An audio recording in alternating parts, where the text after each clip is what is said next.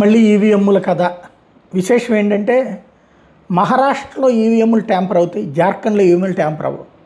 సరే, వెంటనే మోడీ ద్వేషులు లేదంటే కనుక బీజేపీ ద్వేషులు వీళ్ళు ఏం తీసుకొస్తారంటే అది కన్విన్స్ చేయడం కోసం చేశారు అన్నట్టు.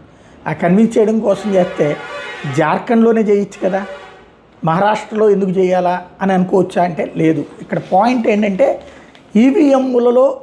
ఈవీఎంలతోనే గెలుస్తారు. ఈవీఎంలు కాశ్మీర్లో వాడుకోలేరా, కర్ణాటకలో వాడుకోలేరా, తెలంగాణలో వాడుకోలేరా?